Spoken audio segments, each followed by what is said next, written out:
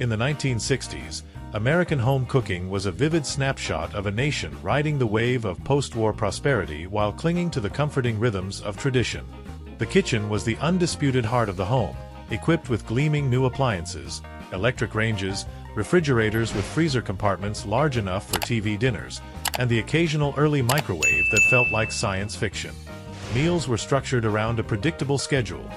Breakfast before school and work, a packed lunch for the midday break, and the centerpiece of the day, dinner, served promptly in the early evening, when the whole family could sit down together. This was an era when eating out was still a rare treat, reserved for special occasions or the occasional drive-in burger, so what happened in the home kitchen truly defined the American palate. The explosion of convenience foods in the preceding decade continued unabated, fueled by aggressive marketing from companies like Campbell's, General Foods, and Kraft. Supermarkets had become vast emporiums of brightly packaged goods, and the average housewife, still the primary meal planner and cook in most households, embraced products that promised to shave precious minutes off her day. Yet this reliance on convenience never fully eclipsed the pride taken in homemade food. Even when a dish began with a can of soup or a boxed mix, it was personalized with a family touch, passed along in recipe cards or whispered over backyard fences. Casseroles were the undisputed kings and queens of the weeknight table. They were economical, forgiving, and could be assembled ahead of time. Crucial for women who were increasingly entering the workforce or volunteering outside the home. Tuna noodle casserole, perhaps the most iconic of all, appeared in countless variations but always followed the same basic blueprint. Wide egg noodles boiled just until tender, flaked tuna from a can, frozen peas for a pop of color and a nod to vegetables, and the magical binder, cream of mushroom soup, undiluted or thinned slightly with milk. The mixture was poured into a Pyrex baking dish, crowned with a blanket of crushed potato chips or buttered breadcrumbs, and baked until bubbling and golden. The result was creamy, salty, and deeply satisfying, with a texture contrast that made children ask for seconds. It fed a family generously for pennies per serving, and leftovers reheated beautifully for lunch the next day. Not far behind was the green bean casserole, a dish so perfectly of its time that it feels almost engineered in a laboratory of mid-century tastes. Born from a Campbell's test kitchen recipe in 1955, it reached peak popularity in the 1960s and became inseparable from Thanksgiving, though it graced tables year-round. The formula was simplicity itself: 2 cans of cut green beans, drained, 1 can of cream of mushroom soup, a splash of milk, a dash of pepper, and, most crucially, a can of French fried onions, half stirred in and half reserved for a crispy topping applied in the final minutes of baking. The dish delivered a soft, creamy interior and a crunchy crown that made it irresistible. Families who prided themselves on, from scratch, cooking might scoff today, but in the 1960s this was considered resourceful and modern. Other casseroles proliferated with joyful abandon. Chicken and rice baked with cream of chicken soup and a can of mushrooms. Hamburger hot dish in the Midwest, layered with tater tots, ground beef, and cream of mushroom, again. Scalloped potatoes enriched with canned soup and dotted with processed cheese slices. The beauty of these dishes lay in their adaptability. Whatever protein or vegetable was on sale could be incorporated, and the ever-present condensed soup ensured a velvety sauce without the risk of lumps or scorching. Meatloaf held an equally exalted position, a dish that could be dressed up or down depending on the day. Ground beef, often mixed with cheaper ground pork or veal when available, was combined with soft breadcrumbs soaked in milk, finely chopped onion, an egg for binding, and seasonings kept deliberately simple. Salt, pepper, maybe a little garlic powder or dried parsley. Many recipes called for a generous stripe of ketchup across the top, which caramelized in the oven to form a tangy sweet glaze. Some cooks tucked hard-boiled eggs into the center for a dramatic cross-section reveal, while others draped strips of bacon over the loaf for smoky richness. Sliced thick and served with fluffy mashed potatoes, often instant, whipped with butter and milk, and a river of pan gravy, meatloaf was comfort incarnate. Leftover slices made superb cold sandwiches the next day, tucked between slices of soft white bread with extra ketchup or mayonnaise. Sunday dinners often featured a pot roast, a ritual that turned the house fragrant for hours. A chuck roast or rump roast was browned in a heavy Dutch oven, then nestled among carrots, potatoes, onions, and perhaps celery. A packet of onion soup mix, another 1960s miracle product, might be sprinkled over everything before a slow braise in the oven or on the stovetop. The resulting meat fell apart at the touch of a fork, and the vegetables soaked up the savory juices. This was food that rewarded patience and filled the home with anticipation. Chicken appeared frequently, versatile and relatively inexpensive. Fried chicken remained a gold standard, especially on weekends or for picnics. Pieces were soaked in buttermilk, dredged in flour seasoned with salt, pepper, and paprika, and fried in lard or shortening in a cast-iron skillet until the coating turned deep golden and the meat stayed juicy. Oven-fried versions gained traction as health consciousness flickered briefly on the horizon. Chicken a la king offered a quicker, more continental option. Diced cooked chicken simmered in a cream sauce brightened with pimentos and green peppers, served over toast points, patty shells, or rice.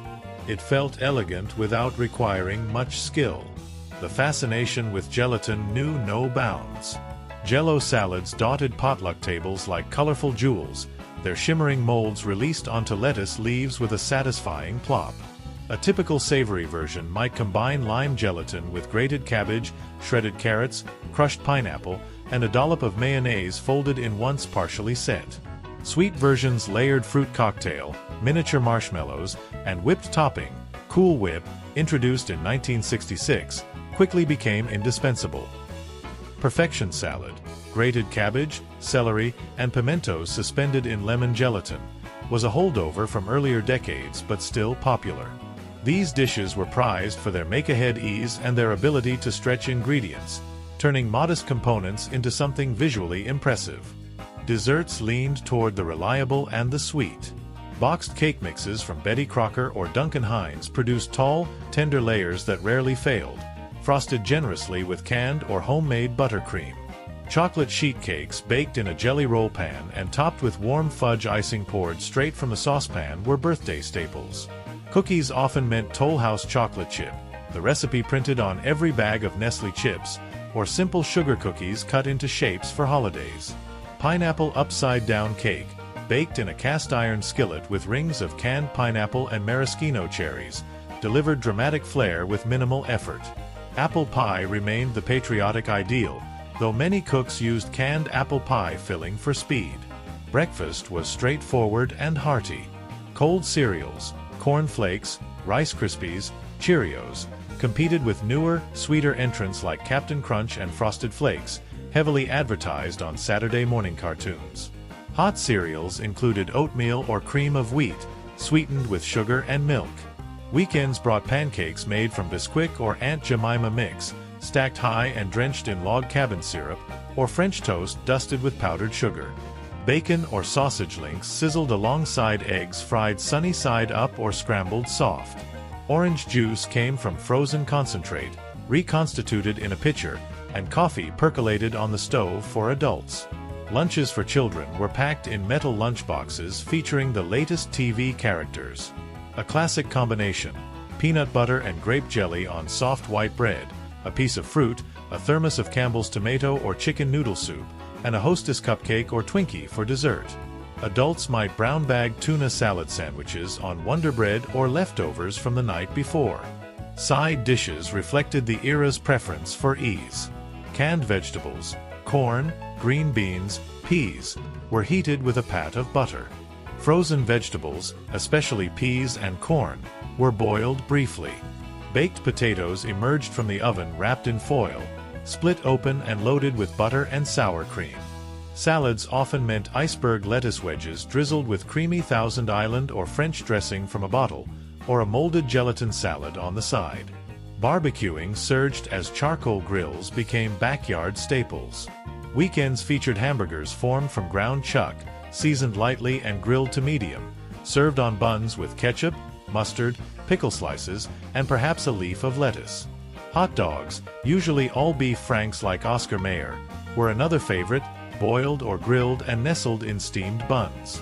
Side dishes included potato salad made with mayonnaise, hard-boiled eggs, and celery, or coleslaw from shredded cabbage dressed simply. International flavors arrived in heavily Americanized form.